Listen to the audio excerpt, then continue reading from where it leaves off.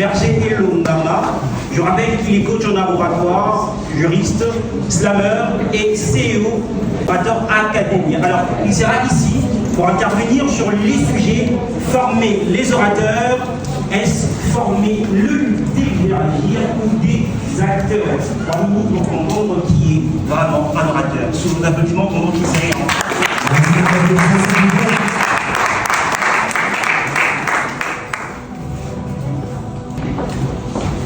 Au commencement était la parole.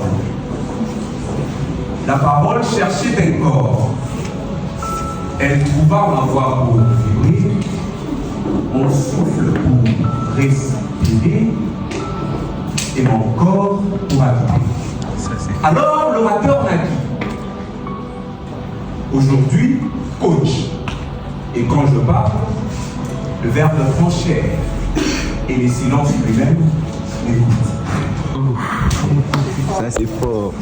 Clamé le coach Clotaire Berger Elongama en l'an 325 avant Jésus-Christ, vous comprendrez donc que c'est avant que nos grands-pères et nos arrière-grands-pères ne puissent voir l'aurore. Mesdames et messieurs, honorables coachs, distingués invités en vos titres et qualités respectifs. Aujourd'hui, la parole est accusée. Accusée d'être creuse, accusée d'être spectacle, accusée de fabriquer des acteurs là où on attend des leaders. La question est simple. La réponse est, mais n'est pas. Prenez donc vos stylos et notez ceci. Former des orateurs, c'est former avant tout des acteurs. Et ces acteurs-là deviennent des leaders. Un grand disait à notre époque, 325 avant Jésus-Christ, un orateur est un personnage de théâtre sacré, sculpté par les dieux pour envoûter par sa parole les âmes verrouillées. Ainsi, la scène est une arène où l'orateur mène la danse et le public se déchaîne, comme l'ami Yamal qui dribble avec la balle, et chaque phrase devient une feinte, une passe magique. Ça c'est fort.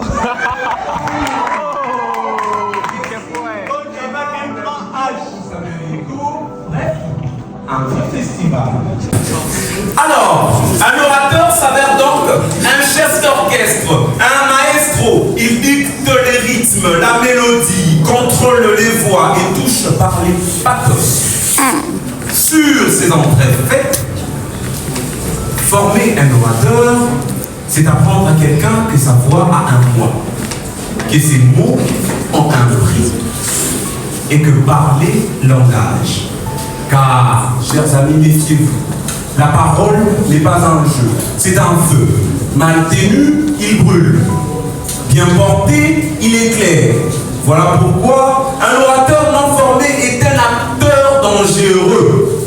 Mais un orateur formé, conscient et transformé, devient sans doute un acteur, mieux, un leader engagé.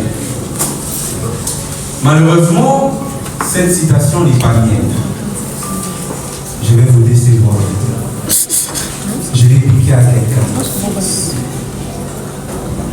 Le voilà, il fait son entrée.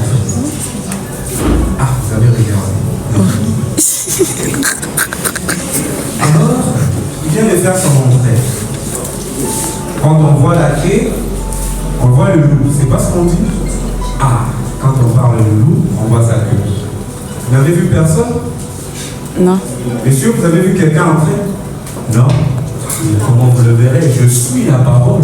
Waouh.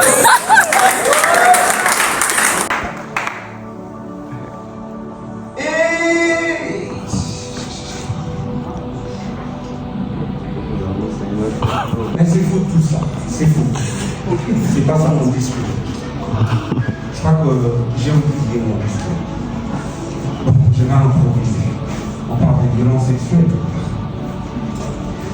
À 14 ans, une dame de 34 ans m'a violé.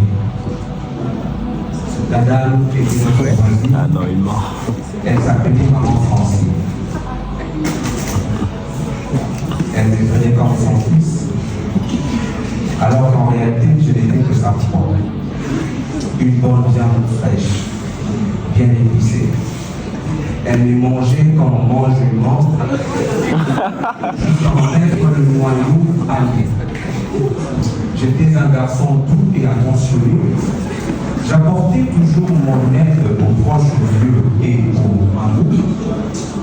Je dois avoir un peu de chance.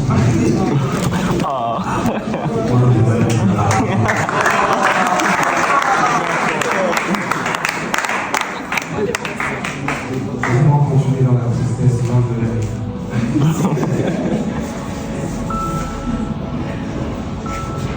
Alors sans doute, j'étais un service public. Or, immature et idiot que j'étais, cette dame m'ébouffait sans arrêt, profitant de mes séances. On dit qu'un garçon de 14 ans s'agrandit vite. Moi, j'ai grandi d'un coup. Je vous épargne la vitesse. Les vieux disaient, petit, tu as de la chance.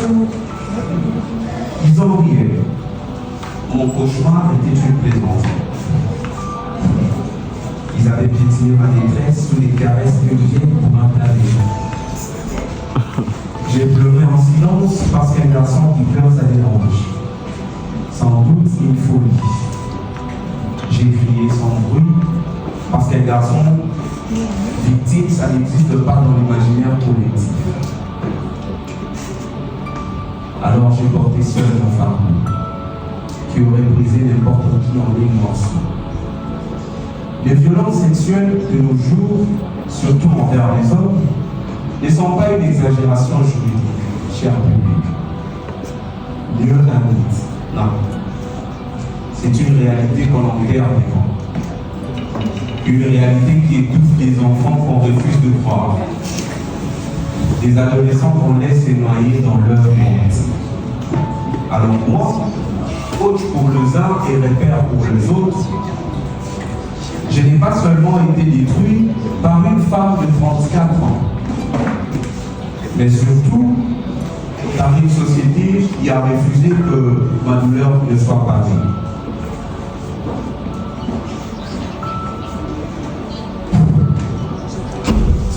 Bref, je me rends compte que je vous ai encore menti et vous voulez pleurer avec moi. Non, ce n'est pas grave. Ainsi dit, chers amis, un orateur, un bon orateur, est avant tout un acteur. Il prend toutes les facettes qu'il faut. Vous remarquerez avec moi que toutes les personnes qui se sont comportées comme des acteurs ont fait des très très bons discours. Je salue directement mon ami Elisaü, qui a parlé de messieurs qui se comportent comme des sédames, tout ça. J'ai vraiment aimé. En tout cas, bout de chapeau, continue comme ça. Les amis, on n'a pas besoin des orateurs très scientifiques. Non. Ok. L'oratoire, c'est pas dans les sérieux. L'oratoire, c'est dans les blagues. L'éloquence, c'est dans les blagues. C'est dans les petites choses. Ok. Ne venez pas avec des trucs trop scientifiques, trop concentrés là. Non. Vous allez ennuyer votre public. Ok. Votre objectif est de tenir en haleine votre public du début jusqu'à la fin. Et pour ça, vous devez changer. À un moment, vous riez, à un moment, vous leur faites pleurer, à un moment, vous restez dans votre coin. En tout cas, je suis très fier de vous. La plupart sont passés, nous les avons vus, encadrés aussi. Et tout le chapeau continue comme ça. Je remercie aussi les organisateurs, surtout plus de respect à Dominique Mondia au KTCMA, le coordonnateur de la voie libre de la révolution. En tout cas, merci, nous sommes là et on fera tout pour vous soutenir. Merci beaucoup.